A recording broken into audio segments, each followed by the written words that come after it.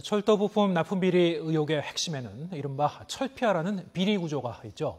한연, 학연과 지연 등을 중심으로 똘똘 뭉쳐서 검은 거래를 하고 있는 것으로 파악되고 있습니다. 염혜연 기자의 보도입니다.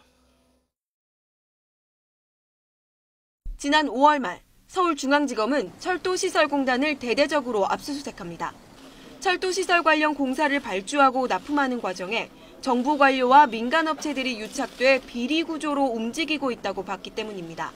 지금까지 수사 결과를 보면 철도 비리 의혹의 핵심 인사들은 학연과 지연으로 얽혀 있습니다.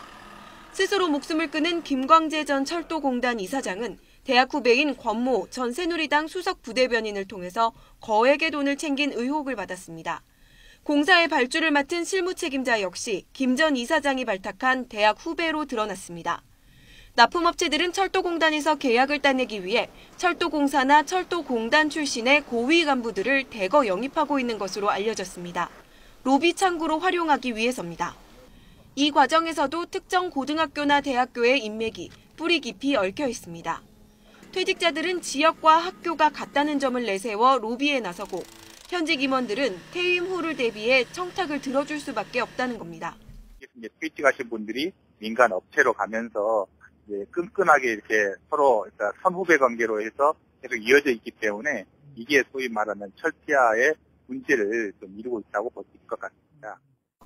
지난해 국정감사 자료를 봐도 철도공사 직원들의 재취업 비율은 70%가 넘을 정도로 아주 높습니다. 특히 일부 업체는 공단의 고위 임원을 영입한 뒤 업계 10위권인 수주 순위가 3위로 뛰기도 했습니다.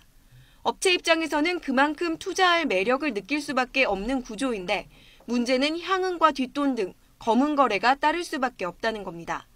실제 검찰 수사 과정에서 특정고 출신의 감사원 감사관과 구매 업무를 담당하는 공단 간부들이 줄줄이 적발되기도 했습니다.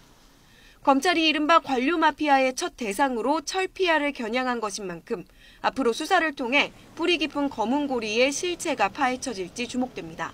YTN 염혜원입니다.